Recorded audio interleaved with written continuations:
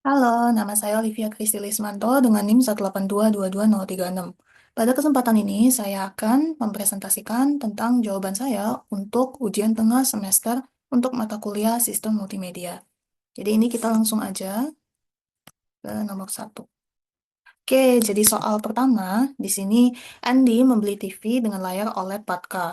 Jika TV tersebut menggunakan subsampling 4:2:0, berapa bitrate yang diperlukan supaya layar dapat menampilkan video dengan refresh rate 60 fps? Kayak gitu. Jadi dari sini ada beberapa hal yang bisa kita langsung ketahui gitu ya dari soal. Yang pertama, layar OLED dengan resolusi 4K. Kemudian ada format chroma subsampling 4:2:0.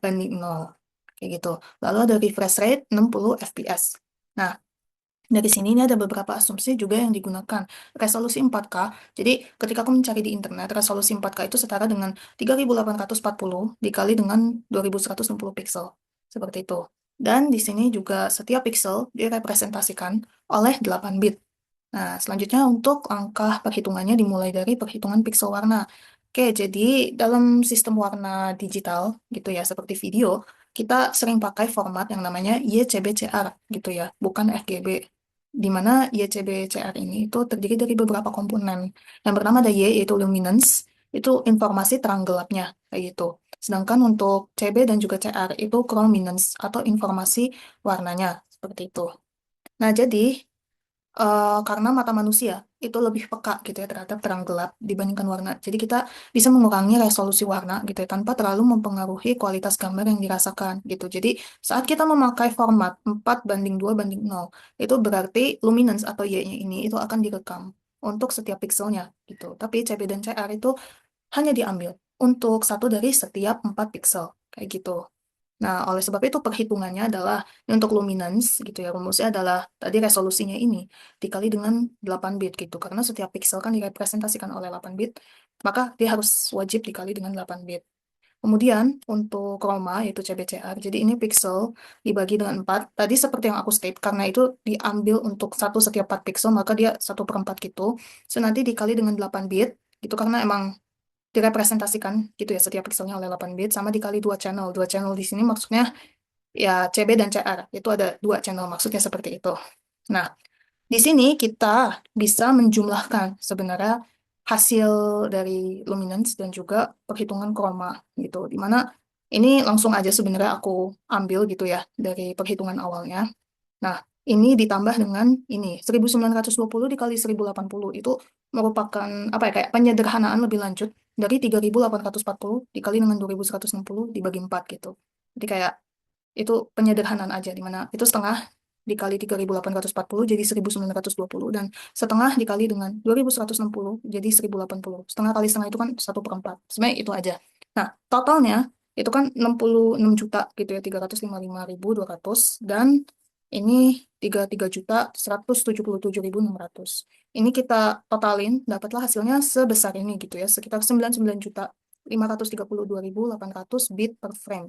Nah, di sini kan yang ditanya, kita mau cari tahu gitu ya bitrate-nya untuk 60 fps. Maka kita tinggal kaliin aja gitu ya. Di mana 99 juta ini kita kali dengan 60 fps, kita dapat 5.971.968.000 bit per detik. Dan ini sebenarnya kita sederhanain menjadi 5,97 Gbps seperti itu. Oke, selanjutnya untuk soal nomor 2. Di sini kita sebenarnya diminta untuk mengkompresi suatu string gitu ya, di mana format dari stringnya itu seperti di soal ini, dan nama saya kan Olivia, jadi yang dia ambil adalah Olivi aja, seperti itu. Nah, ini adalah pertanyaan-pertanyaan yang harus kita jawab, jadi ada 10 nomor, dan kita akan bahas satu-satu. Oke, yang pertama itu diminta tadi ini tabel frekuensi karakternya. Jadi ini sebelumnya kita lihat dulu. Ini kan stringnya kan kalau misalnya kita formatin jadinya tuh kayak gini. Olivi, strip STI, strip stay, strip ITB. Sesuai dengan permintaan soal. Nah, ini kalau kita hitung secara manual, termasuk stripnya, itu jumlahnya adalah 18 karakter. Kayak gitu. Di mana total bit karakter pada stringnya itu adalah 18 byte gitu. Karena satu karakter itu kan sama dengan 1 byte. Maka 18 karakter sama dengan 18 byte. Nah, karena yang ditanya bit, maka kita inin aja 18 kali 8 bit, karena 1 byte sama dengan 8 bit. Dan jadilah 144 bit. Seperti itu. Nah, untuk total bitnya. Dari sini, kita hitung gitu ya, frekuensi setiap karakter yang muncul gitu di dalam stringnya. Kayak ini O1, L1, dan seterusnya sehingga kita dapat tabel ini. Selanjutnya kita diminta untuk membuat Huffman tree. Jadi ini sebenarnya udah ada Huffman tree-nya, cuma nanti saya akan jelaskan prosesnya di slide berikutnya. Oke, jadi di sini kita urutin dulu tabel frekuensi karakter tadi berdasarkan ininya sih, besar frekuensi dan juga urutan karakter pada string kayak gitu. Kita bisa lihat bahwa I adalah karakter dengan frekuensi terbanyak dan B adalah karakter dengan frekuensi tersedikit gitu ya, terdikit. Oke. Nah, jadi ini ada beberapa asumsi yang digunakan dalam pembuatan Huffman tree. Asumsi ini sebenarnya dipakai gitu ya atau diadain gitu karena sebenarnya dari proses percobaan gitu dan kayak oh yang paling oke adalah dengan struktur kayak gini gitu dimana untuk bisa apa ya mewujudkan proses pembuatan Huffman tree yang seperti ini maka dibutuhkan asumsi seperti ini kayak gitu. Oke, jadi di sini ada beberapa asumsinya. Yang pertama jika A1 jadi yang adalah karakter yang paling kecil ya di antara A1, B1, B2, B3 itu lebih kecil dari semuanya dengan B1 sama dengan B2 dan B3. Namun di sini B2 dan B3 itu adalah subtree, sedangkan B1 itu adalah suatu leaf node gitu ya, atau dia tuh belum punya cabang. Maka nanti A1 ini akan bergabung dengan B1. Lalu asumsi kedua, kalau misalnya B1, B2, dan B3 ini adalah tiga karakter yang memiliki value yang sama, dengan di sini urutan karakternya itu yang diketahui adalah B1, itu memiliki nilai yang lebih gede. Atau urutan. Lalu asumsi kedua, jika B1 sama dengan B2 sama dengan B3, itu memiliki nilai value yang sama. Dengan urutan karakternya, kayak gitu ya, pada string itu, B1 lebih gede dibandingkan B2, dan B3 ini merupakan suatu subtree, maka di sini karakter paling kecil adalah B3. Dan di sini B1 dan B2 adalah suatu leaf node. Dan karena ini paling kecil, maka dia akan bergabung dengan B2 yang merupakan karakter lebih kecil daripada B1. Seperti itu. Lalu yang ketiga, ini sebenarnya terkait ini ya nilai karakter yang lebih besar itu akan berada pada sisi kiri dan yang lebih kecil akan berada pada sisi kanan gitu. Di mana rantai sisi kiri itu diberikan nilai bit 0 dan kanan itu diberikan nilai bit 1. Prosesnya sendiri seperti ini. Ini kayak kita urutin lagi gitu ya dari tabel frekuensi yang udah dibuat berdasarkan urutannya. Nah, di sini kan E dan B itu yang paling rendah gitu ya value-nya dan juga secara urutan karakter dalam string. Maka kita gabungkan sehingga nilainya menjadi 2 gitu. Lalu dari sini yang terendah kedua adalah L1 V1 ini kan sebenarnya, maka kita gabungkan lagi. Lalu dari sini kan O ini dia bisa bergabung dengan beberapa pilihan, ada S, LV dan juga EB gitu ya. Tapi di sini kita menerapkan asumsi yang pertama gitu, di mana dia akan bergabung dengan karakter yang belum memiliki subtree gitu ya, atau masih leaf node kayak gitu. Sehingga digabungkan nilainya jadi 3. Nah, di sini strip T dan juga SO ini itu nilainya sama. Nah, di sini kita menerapkan asumsi yang kedua gitu ya. Di mana karena dia subtree dia yang paling kecil gitu. Dan dia akan bergabung dengan T yang secara urutan karakter dalam stringnya itu lebih kecil ya dibandingin strip gitu. Maka ketika bergabung hasilnya menjadi 6 ya. 3 tambah 3 6. Nah, di sini kita memiliki 5 3 6 4, maka strip yang nilainya 3 akan bergabung dengan 4 kayak gitu. Dan hasilnya 7. Lalu ini 5 6 7, maka di sini I akan bergabung dengan yang nilainya 6 ini. Jadi 11. Dan 11 akan bergabung dengan 7, karena itu yang tersisa, jadilah 18 dan terbentuklah Huffman tree. Dan untuk jelasnya, itu seperti ini ya. Oke, lanjut ke nomor 3. Jadi sebenarnya dari Huffman tree tadi kita petain gitu ya. Setiap bit menjadi kode untuk tiap karakter dan hasilnya seperti ini gitu. Kayak contoh O ya. O itu kan berarti ini 0, ini 1 1, maka hasilnya 0 0 1 1 kayak gitu. Sesuai dan seterusnya prinsipnya kayak gitu. Di situ untuk nomor 4. Nah, ini kita kan diminta untuk menghitung rata-rata panjang bit. Maka ada beberapa komponen atau perhitungan yang harus dilakukan gitu ya. Nah, kita supaya rapi, kita bikin lagi tabelnya secara lebih lengkap. Nah, ini karakter, ini frekuensi, ini kode. Nah, ini panjang kode. Ini kan ada 4 komponen ya dalam kodenya, maka kita tulislah 4. Ini juga ada 4, ini 4. Dan ini ada 2, maka kita tulis 2 dan seterusnya. Kita hitung jumlah bit. Jumlah bit ini merupakan perkalian antara frekuensi dan panjang kode. Dan kita dapat hasilnya seperti ini, kita jumlahin semuanya, dapatlah 53. Lalu kita masukin rumus ini, di mana rata-rata panjang bit sama dengan total bit, hasil kompresi dibagi dengan jumlah karakter. Kayak gitu. Maka kita masukkan nilainya, 53 dibagi 18 sama dengan 2,94 ya, hasil akhirnya. Oke, lanjut. Sekarang untuk nomor 5. Ini tuh juga ditanya total bit hasil kompresi jika jumlah karakternya 1000. Maka kita pakai lagi rumusnya ini. Dan kita masukkan. Ini 1000. Kalau tadi kan 53 ya. Nah, kalau ini karena ada use case, kita masukin aja 1000. Dan tadi rata-rata panjang bitnya ikut dari hasil yang perhitungan nomor 4. 2,94. Jadilah 2940 bit. Oke, lanjut untuk nomor 6. Jadi ini ditanya rasio gitu ya. Antara bit representasi awal gitu dengan bit hasil kompresi kayak gitu. Ini untuk lebih jelasnya. Nah, ini disimpan dengan 8 bit gitu ya untuk representasi asli atau karakter dari dalam representasi aslinya disimpan dengan 8 bit. Nah, that's why nanti ini dikali 8 bit ya. Kenapa dibikin dua asumsi ini? Karena soal tidak menjelaskan gitu ya. Apakah karakter yang digunakan itu adalah jumlah karakter 1000 gitu, yang sempat di state di nomor sebelumnya, di nomor 5, atau jumlah karakter yang berjumlah 18 merupakan hasil dari apa string yang Olivi, strip STI, strip stay, strip ITB, yang merupakan kasus utamanya, kayak gitu. Karena nggak di state, maka untuk jaga-jaga bikin aja dua-duanya, walaupun mungkin yang lebih sesuai adalah yang asumsi 2. Tapi ya, ini untuk jaga-jaga. Oke, jadi kita hitung aja, ini 1000 kali 8 bit untuk total bitnya, jadilah 8000 bit. Habis itu untuk total bit hasil kompresi, ini kan dapat dari sebelumnya nih. Nah, kita masukin aja, tinggal dibagi. Oke, ini hasil penyederhanaannya jadilah 400 banding 147. Oke, selanjutnya. Untuk asumsi 2, maka tinggal 18 ini tadi dikali 8 bit, jadi 144, dan total bit hasil kompresinya, tuh lihat lagi dari ini 53. Maka tinggal 144 banding 53. Oke, selanjutnya untuk nomor 7, ditanya mengenai keuntungan dan juga keterbatasan dari Huffman coding gitu ya dalam mengompresi suatu file multimedia. Di sini secara garis besar lebih ke untuk keuntungannya. Yang pertama, kompresi itu efisien untuk data yang tidak merata gitu. Jadi dia cukup optimal untuk data dengan distribusi frekuensi yang tidak seragam gitu.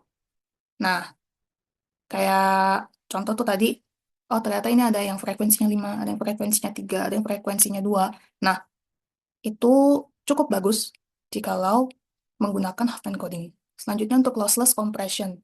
Nah, ini itu dia bisa mempertahankan kualitas asli karena tidak ada data yang dibuang.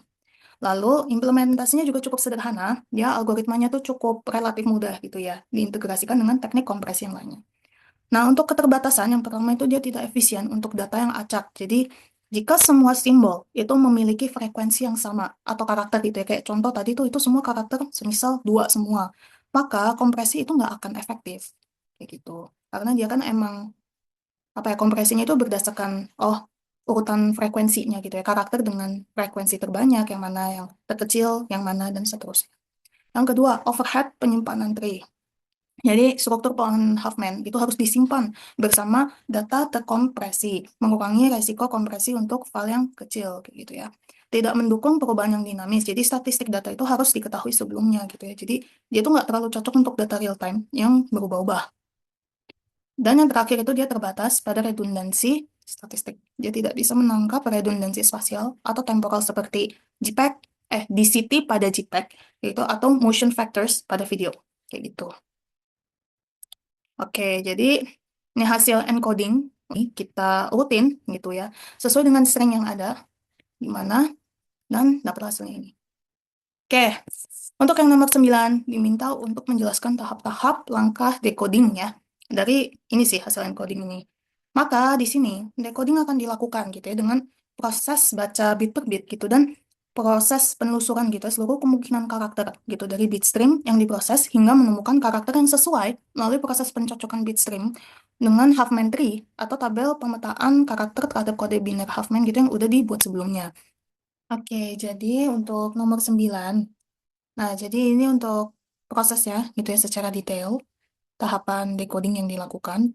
Nah, sebenarnya ini banyak banget. Kalau misalnya lihat hingga slide selanjutnya gitu ya. Nah, ini cukup banyak. Tapi sebenarnya prosesnya cukup sederhana.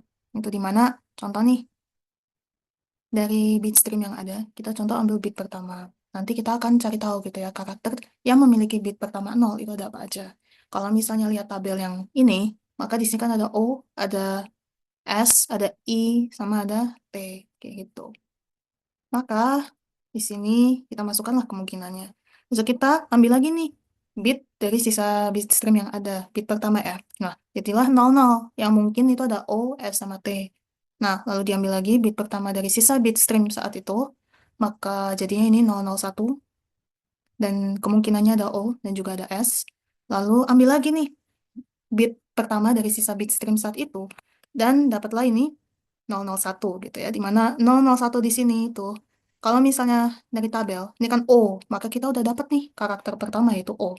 Nah, lalu untuk bit pertama dari sisa bit stream ini nanti diambil lagi sebagai bit pertama, bit stream pertama gitu ya, untuk mendeteksi karakter selanjutnya itu apa, kayak gitu. Dan siklus ini terus berlanjut hingga sisa bit streamnya ini kosong gitu ya. Kalau misalnya dari tahapan decoding ini, kita bisa lihat nih bahwa karakter yang diperoleh ini ada O, L, I, V, I, strip, S, T, I, strip, S, T, ini ada E di bawah, habis itu ini ada I, strip, I, T, B. Maka hasil decoding adalah string, Olivi, strip, S, T, I, strip, strip, strip, I, T, B gitu ya. Jadi sesuai dengan karakter string pertama gitu ya, yang digunakan untuk tadi kompresi di awal. Oke, selanjutnya kita ke soal nomor 3. Oke, di mana di soal ini diketahui ada tangga nada C mayor seperti ini, dan ada dua mode sampling yang digunakan. Ada A dan juga ada B. Nah, di sini yang ditanya, kita harus menentukan gitu ya, untuk setiap nada, apakah terjadi aliasing gitu ya, di mode A dan juga di mode B. Lalu yang kedua, kita harus menjelaskan gitu ya secara musikal, apa yang terjadi ketika terjadi aliasing, dan mendemokannya, kalau aku lewat Python gitu ya, lewat Jupyter Notebook. Nah, yang pertama, apakah nada yang dihasilkan masih sama? Yang kedua, apakah akibatnya gitu ya untuk musisi atau pengguna? Dan yang ketiga, kita harus putar contoh hasil audionya gitu ya. Untuk nada La sama dengan 440 Hz gitu ya, untuk terhadap dua mode sampling rate tadi. Dan jelaskan apa yang terjadi. Oke, Oke, kita bahas dulu yang nomor satu.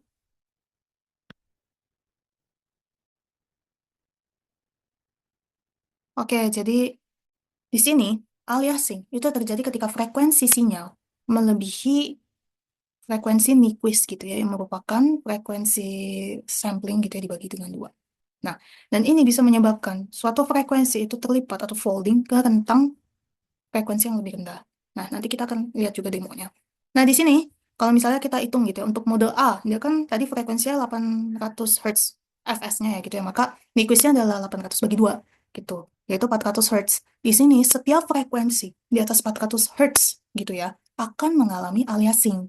Frekuensi di sini maksudnya adalah frekuensi yang diuji gitu ya, frekuensi sinyal yang diuji. Nah, kalau untuk mode B, gitu, frekuensi Nyquist adalah 1000 Hz dibagi dengan 2, jadi 500 Hz. Jadi setiap frekuensi yang diuji, yang di atas 500 Hz akan mengalami aliasing. Itu. Nah, ini untuk file demonya, tapi itu nanti. Ini nomor satunya soalnya belum selesai. Oke, jadi ini adalah tabel aliasingnya gitu ya, untuk setiap nada. Nah, di sini tampak bahwa yang kena aliasing itu ada La, ada Si, dan ada Do gitu. Dimana kalau misalnya La, dia cuma aliasing di mode A gitu. Kenapa? Karena dia melebihi frekuensi Nyquist-nya, which is 400 Hz. Tapi kalau misalnya di mode B-nya dia masih aman gitu ya. Dan begitu juga dengan C. C itu juga masih di bawah 500 Hz. Makanya dia nggak aliasing di mode B, tapi dia aliasing di mode A karena di atas 400 Hz. Nah, untuk eh, do tinggi gitu ya, dia aliasing gitu ya di kedua mode karena nilainya itu melebihi frekuensi Nyquist dari mode A dan melebihi frekuensi Nyquist dari mode B kayak gitu. Nah, ini untuk menghitung gitu ya, F aliasnya tuh harusnya jadinya berapa sih? Contoh ini buat La. Maka dihitungnya dengan F alias sama dengan mutlak gitu ya, dari frekuensinya dikurangin sama frekuensi sampling. Jadi kita dapatlah ini 360 Hz. Dan ini diterapkan untuk semua nada yang mengalami aliasing gitu ya, berdasarkan mode yang diujikan atau diterapkan kayak gitu. Oke, ini untuk nomor 2 gitu ya. Nah, sebelumnya saya ingin mendemonstrasikan dulu. Sebentar ya. Oke,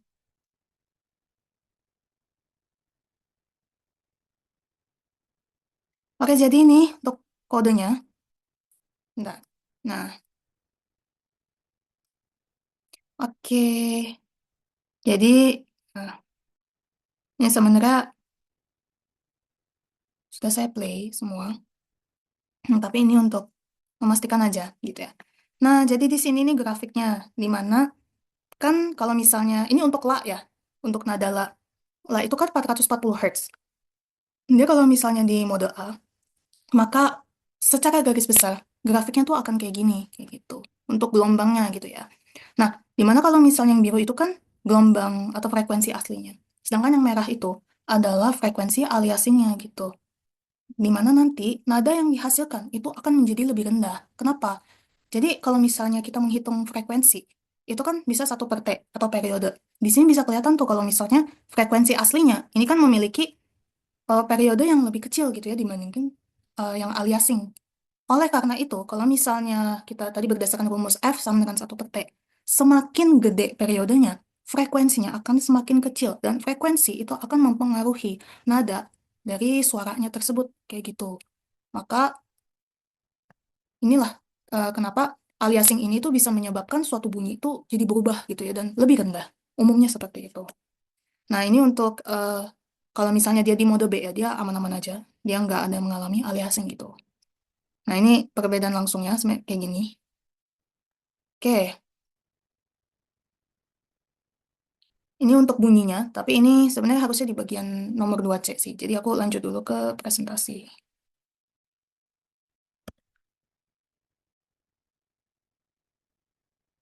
Oke,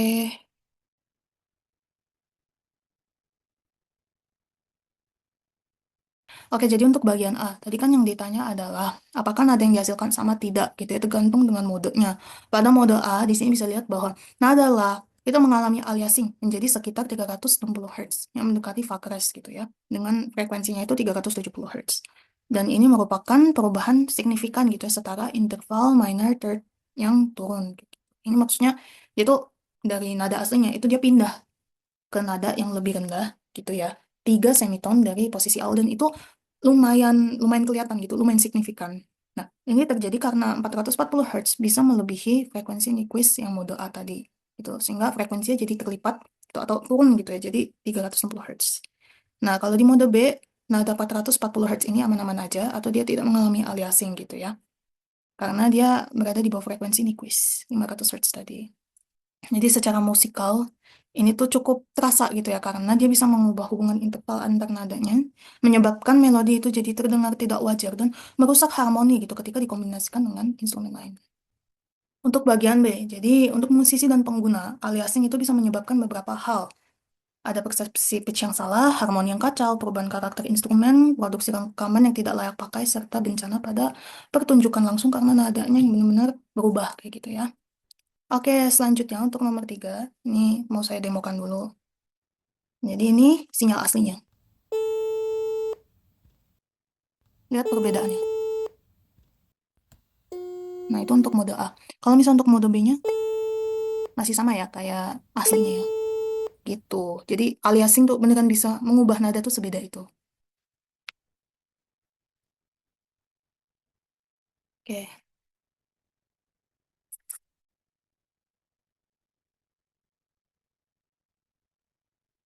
oke, kita lanjut. Oke, selanjutnya untuk bagian C. Jadi sebenarnya untuk apa sih yang terjadi itu kurang lebih seperti apa yang aku jelaskan sebelum-sebelumnya gitu ya. Bagaimana dia bisa mengalami aliasing, lalu kenapa, dan dampaknya apa gitu ya bagi musisi maupun pengguna seperti itu. Di mana di mode A dia mengalami aliasing, dia bisa jadi nada yang lebih rendah. Malah dia kedengarannya seperti Fakres, bukanlah kayak gitu. Dan itu merusak harmoni ya, kalau dalam konteks musikal dan melodinya juga jadi kacau. Sedangkan untuk mode B, dia kan nggak terjadi aliasing. Maka sebenarnya nadanya tuh terdengar seperti apa yang seharusnya kayak gitu. Jadi di pitch-nya benar. Dan kalau secara musikal gitu ya, musisi dan kayak pendengar atau pengguna itu akan mendengarkan nada yang sama juga. Dan itu akan berdampak pada melodi dan harmoni yang sesuai dengan apa yang diinginkan. Ya, jadi terima kasih atas perhatiannya.